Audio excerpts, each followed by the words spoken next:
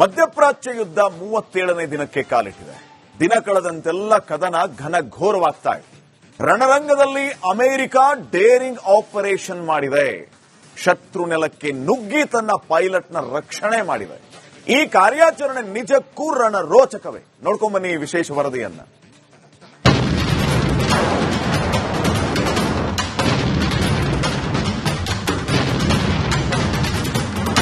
Iran ಸಂಹಾರಕ್ಕೆ America ಶಪಥ ಮಾಡಿದೆ. ಶತಾಯಗತಾಯವಾಗಿ ಶಿಯಾ ದೇಶವನ್ನ ಶಿಲಾಯುಗಕ್ಕೆ ತಳ್ಳಲು ಪಣ ತೊಟ್ಟಿದೆ. ಸಿಡಿಲಮರಿ ಇಸ್ರೇಲ್ ಜೊತೆ ಸೇರಿ ಬೆಂಕಿ ಮಳೆ ಸುರಿಸ್ತಾ ಇದೆ. ಸಮರ ಭೂಮಿಯಲ್ಲಿ ದೊಡ್ಡಣ್ಣ ಈಗ ಮತ್ತೊಂದು ಡೇರಿಂಗ್ ಆಪರೇಷನ್ ಮಾಡಿದೆ.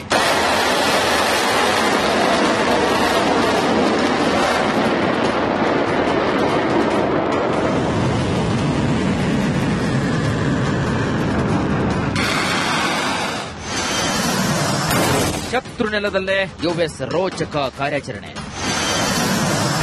ಇರಾನ್ಗೆ ನುಗ್ಗಿ ಪೈಲಟ್ ರಕ್ಷಿಸಿದ ಯುಎಸ್ ಸೇನೆ. ಮೊನ್ನೆ ದೊಡ್ಡಣ್ಣನಿಗೆ ಅತಿ ದೊಡ್ಡ ಮುಖಭಂಗವಾಗಿತ್ತು. ಕೇವಲ 24 ಗಂಟೆಗಳಲ್ಲಿ ಅಮೆರಿಕದ 2 ಫೈಟರ್ ಜೆಟ್ಗಳನ್ನೇ ಖಮೇನಿ ಪಡೆ ರಿಲೀಸ್ ಮಾಡಿತು. ಯುಎಸ್ F-15E ಸ್ಟ್ರೈಕ್ ಈಗಲ್ ಯುದ್ಧ ವಿಮಾನ ಹಾಗೂ A-10 ವರ್ತ್ ಡಾಗ್ ಯುದ್ಧ ವಿಮಾನಗಳನ್ನು ಹೊಡೆದು ಹಾಕಿತ್ತು. ಈ ವೇಳೆ ಇಬ್ಬರು ಯುಎಸ್ ಪೈಲಟ್ಗಳು ಯುದ್ಧ ವಿಮಾನದಿಂದ ಜಿಗಿದು ಶತ್ರು ನಾಡಲ್ಲಿ ಸಿಲುಕಿಕೊಂಡಿದ್ದರು. ಓರ್ವನನ್ನ ಅಮೆರಿಕದ ಕಮಾಂಡೋಗಳು ರಕ್ಷಣೆ ಮಾಡಿದರು. ಆದರೆ ಮತ್ತೊಬ್ಬ ಪೈಲಟ್ ಇರಾನ್ನಲ್ಲಿ ಸಿಲುಕಿಕೊಂಡಿದ್ದರು. ಕೇವಲ 48 ಗಂಟೆಗಳಲ್ಲಿ ಅಮೆರಿಕ ಶತ್ರು ರಾಷ್ಟ್ರಕ್ಕೆ ನುಗ್ಗಿ ನಾಪತ್ತೆಯಾಗಿದ್ದ ತನ್ನ ಪೈಲಟ್ನನ್ನ ರಕ್ಷಣೆ ಮಾಡಿದೆ.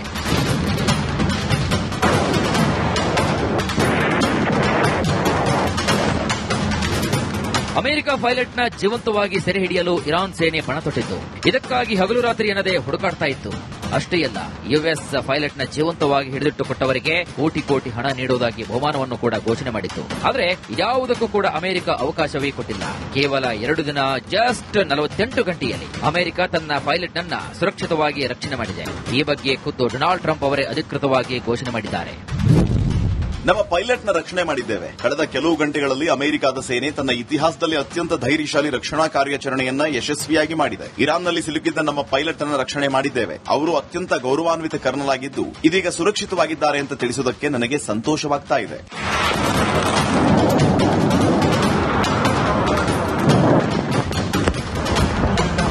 ಇನ್ನು ಪೈಲಟ್ ರಕ್ಷಣೆ ವೇಳೆ ಹಾನಿಗೀಡಾಗಿದ್ದ ತನ್ನದೇ ಯುದ್ಧ ವಿಮಾನವನ್ನು ಅಮೆರಿಕ ಧ್ವಂಸಗೊಳಿಸಿದೆ. ಇರಾನ್ನಲ್ಲಿ ಹಾನಿಗೀಡಾಗಿ ಬಿದ್ದಿರುವಂತಹ C-130 ಹರ್ಕ್ಯುಲಸ್ ಯುದ್ಧ ವಿಮಾನವನ್ನು ಯುಎಸ್ ಸೇನೆ ನಾಶ ಮಾಡಿದೆ. C-130 ಫೈಟರ್ ಜೆಟ್ನ ಇಂಜಿನ್, ರಡಾರ್ ತಂತ್ರಜ್ಞಾನ ಇರಾನ್ ಪಾಲಾಗುವುದು ತಪ್ಪಿಸಲು ತನ್ನದೇ ಫೈಟರ್ ಜೆಟ್ ಅನ್ನ ಛಿದ್ರ ಮಾಡಿದೆ ಅಮೆರಿಕ.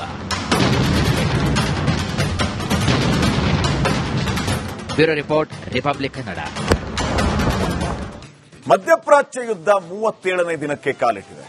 ದಿನ ಕಳೆದಂತೆಲ್ಲ ಕದನ ಘನಘೋರವಾಗ್ತಾ ಇದೆ. ರಣರಂಗದಲ್ಲಿ ಅಮೆರಿಕ ಡೇರಿಂಗ್ ಆಪರೇಷನ್ ಮಾಡಿದೆ. ಶತ್ರು ನೆಲಕ್ಕೆ ನುಗ್ಗಿ ತನ್ನ ಪೈಲಟ್ನ ರಕ್ಷಣೆ ಮಾಡಿದೆ.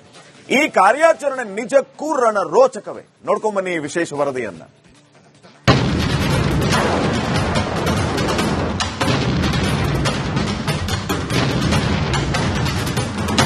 ಇರಾನ್ ಸಂಹಾರಕ್ಕೆ ಅಮೆರಿಕ ಶಪಥ ಮಾಡಿದೆ. ಶತಾಯಗತಾಯವಾಗಿ ಶಿಯಾ ದೇಶವನ್ನ ಶಿಲಾಯುಗಕ್ಕೆ ತಳ್ಳಲು ಪಣ ತೊಟ್ಟಿದೆ. ಸಿಡಿಲಮರಿ ಇಸ್ರೇಲ್ ಜೊತೆ ಸೇರಿ ಬೆಂಕಿ ಮಳೆ ಸುರಿಸ್ತಾ ಇದೆ. ಸಮರ ಭೂಮಿಯಲ್ಲಿ ದೊಡ್ಡಣ್ಣ ಈಗ ಮತ್ತೊಂದು ಡೇರಿಂಗ್ ಆಪರೇಷನ್ ಮಾಡಿದೆ.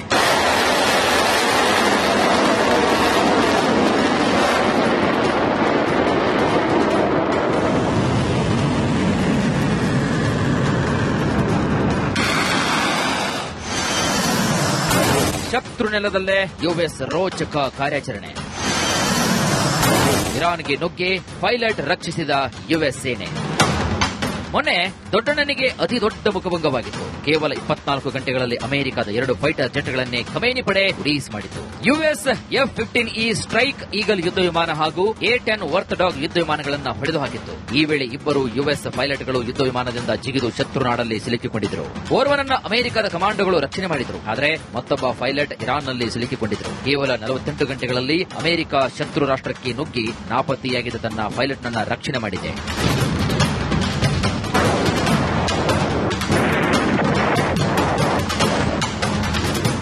ಅಮೆರಿಕ ಪೈಲಟ್ನ ಜೀವಂತವಾಗಿ ಸೆರೆ ಹಿಡಿಯಲು ಇರಾನ್ ಸೇನೆ ಪಣ ತೊಟ್ಟಿತ್ತು.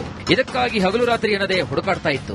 ಅಷ್ಟೇ ಅಲ್ಲ, ಯುಎಸ್ ಪೈಲಟ್ನ ಜೀವಂತವಾಗಿ ಹಿಡಿದಿಟ್ಟುಕೊಟ್ಟವರಿಗೆ ಕೋಟಿ ಕೋಟಿ ಹಣ ನೀಡುವುದಾಗಿ ಬಹುಮಾನವನ್ನು ಕೂಡ ಘೋಷಣೆ ಮಾಡಿತ್ತು. ಆದರೆ ಯಾವುದಕ್ಕೂ ಕೂಡ ಅಮೆರಿಕ ಅವಕಾಶವೇ ಕೊಟ್ಟಿಲ್ಲ. ಕೇವಲ 2 ದಿನ, ಜಸ್ಟ್ 48 ಗಂಟೆಯಲ್ಲಿ ಅಮೆರಿಕ ತನ್ನ ಪೈಲಟ್ ಅನ್ನ ಸುರಕ್ಷಿತವಾಗಿ ರಕ್ಷಣೆ ಮಾಡಿದೆ. ಈ ಬಗ್ಗೆ ಖುದ್ದು ಡೊನಾಲ್ಡ್ ಟ್ರಂಪ್ ಅವರೇ ಅಧಿಕೃತವಾಗಿ ಘೋಷಣೆ ಮಾಡಿದ್ದಾರೆ.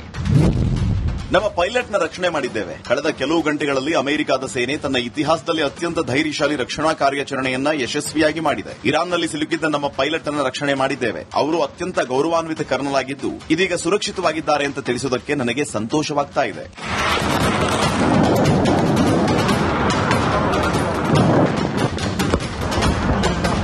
ಇನ್ನು ಪೈಲಟ್ ರಕ್ಷಣೆ ವೇಳೆ ಹಾನಿಗೀಡಾಗಿದ್ದ ತನ್ನದೇ ಯುದ್ಧ ವಿಮಾನವನ್ನು ಅಮೆರಿಕ ಧ್ವಂಸಗೊಳಿಸಿದೆ. ಇರಾನ್ನಲ್ಲಿ ಹಾನಿಗೀಡಾಗಿ ಬಿದ್ದಿರುವಂತಹ C-130 ಹರ್ಕ್ಯುಲಸ್ ಯುದ್ಧ ವಿಮಾನವನ್ನು ಯುಎಸ್ ಸೇನೆ ನಾಶ ಮಾಡಿದೆ. C-130 ಫೈಟರ್ ಜೆಟ್ನ ಇಂಜಿನ್, ರಡಾರ್ ತಂತ್ರಜ್ಞಾನ ಇರಾನ್ ಪಾಲಾಗುವುದು ತಪ್ಪಿಸಲು ತನ್ನದೇ ಫೈಟರ್ ಜೆಟ್ ಅನ್ನ ಛಿದ್ರ ಮಾಡಿದೆ America. Bureau report, republic Kannada. ಮಧ್ಯಪ್ರಾಚ್ಯ ಯುದ್ಧ 37ನೇ ದಿನಕ್ಕೆ ಕಾಲಿಟ್ಟಿದೆ. ದಿನ ಕಳೆದಂತೆಲ್ಲ ಕದನ ಘನಘೋರವಾಗ್ತಾ ಇದೆ. ರಣರಂಗದಲ್ಲಿ ಅಮೆರಿಕ ಡೇರಿಂಗ್ ಆಪರೇಷನ್ ಮಾಡಿದೆ. ಶತ್ರು ನೆಲಕ್ಕೆ ನುಗ್ಗಿ ತನ್ನ ಪೈಲಟ್ನ ರಕ್ಷಣೆ ಮಾಡಿದೆ. ಈ ಕಾರ್ಯಾಚರಣೆ ನಿಜಕ್ಕೂ ರಣರೋಚಕವೇ. ನೋಡ್ಕೊಂಬನ್ನಿ ಈ ವಿಶೇಷ ವರದಿಯನ್ನ.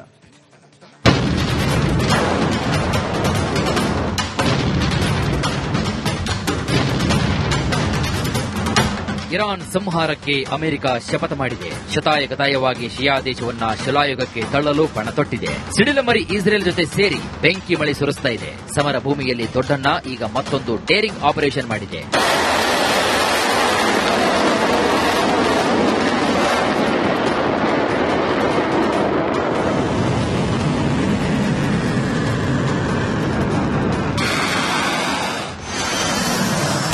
ಶತ್ರು ನೆಲದಲ್ಲೇ ಯುಎಸ್ ರೋಚಕ ಕಾರ್ಯಾಚರಣೆ. ಇರಾನ್ಗೆ ನುಗ್ಗಿ ಪೈಲಟ್ ರಕ್ಷಿಸಿದ ಯುಎಸ್ ಸೇನೆ. ಮೊನ್ನೆ ದೊಡ್ಡಣ್ಣನಿಗೆ ಅತಿ ದೊಡ್ಡ ಮುಖಭಂಗವಾಗಿತ್ತು. ಕೇವಲ 24 ಗಂಟೆಗಳಲ್ಲಿ ಅಮೆರಿಕದ 2 ಫೈಟರ್ ಜೆಟ್ಗಳನ್ನೇ ಖಮೇನಿ ಪಡೆ ರಿಲೀಸ್ ಮಾಡಿತು. ಯುಎಸ್ F-15E ಸ್ಟ್ರೈಕ್ ಈಗಲ್ ಯುದ್ಧ ವಿಮಾನ ಹಾಗೂ A-10 ವರ್ತ್ ಡಾಗ್ ಯುದ್ಧ ವಿಮಾನಗಳನ್ನು ಹೊಡೆದು ಹಾಕಿತ್ತು. ಈ ವೇಳೆ ಇಬ್ಬರು ಯುಎಸ್ ಪೈಲಟ್ಗಳು ಯುದ್ಧ ವಿಮಾನದಿಂದ ಜಿಗಿದು ಶತ್ರು ನಾಡಲ್ಲಿ ಸಿಲುಕಿಕೊಂಡಿದ್ದರು. ಓರ್ವನನ್ನ ಅಮೆರಿಕದ ಕಮಾಂಡೋಗಳು ರಕ್ಷಣೆ ಮಾಡಿದ್ರು. ಆದರೆ ಮತ್ತೊಬ್ಬ ಪೈಲಟ್ ಇರಾನ್ನಲ್ಲಿ ಸಿಲುಕಿಕೊಂಡಿದ್ರು. ಕೇವಲ 48 ಗಂಟೆಗಳಲ್ಲಿ ಅಮೆರಿಕ ಶತ್ರು ರಾಷ್ಟ್ರಕ್ಕೆ ನುಗ್ಗಿ ನಾಪತ್ತೆಯಾಗಿದ್ದ ತನ್ನ ಪೈಲಟ್ನನ್ನ ರಕ್ಷಣೆ ಮಾಡಿದೆ.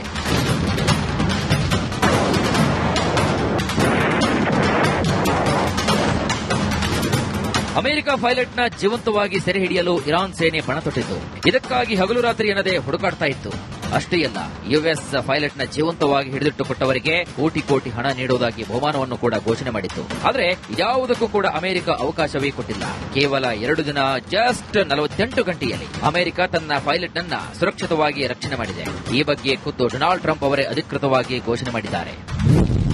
ನಮ್ಮ ಪೈಲಟ್ ನ ರಕ್ಷಣೆ ಮಾಡಿದ್ದೇವೆ. ಕಳೆದ ಕೆಲವು ಗಂಟೆಗಳಲ್ಲಿ ಅಮೆರಿಕದ ಸೇನೆ ತನ್ನ ಇತಿಹಾಸದಲ್ಲಿ ಅತ್ಯಂತ ಧೈರ್ಯಶಾಲಿ ರಕ್ಷಣಾ ಕಾರ್ಯಾಚರಣೆಯನ್ನ ಯಶಸ್ವಿಯಾಗಿ ಮಾಡಿದೆ. ಇರಾನ್ನಲ್ಲಿ ಸಿಲುಕಿದ್ದ ನಮ್ಮ ಪೈಲಟ್ ಅನ್ನ ರಕ್ಷಣೆ ಮಾಡಿದ್ದೇವೆ. ಅವರು ಅತ್ಯಂತ ಗೌರವಾನ್ವಿತ ಕರ್ನಲ್ ಆಗಿದ್ದು ಇದೀಗ ಸುರಕ್ಷಿತವಾಗಿದ್ದಾರೆ ಅಂತ ತಿಳಿಸುವುದಕ್ಕೆ ನನಗೆ ಸಂತೋಷವಾಗ್ತಾ ಇದೆ.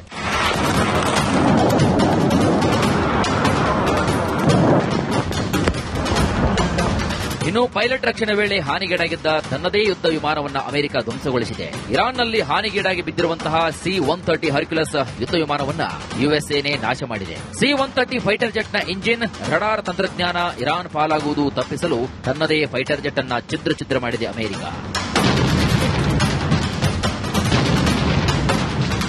Bureau report, republic Kannada.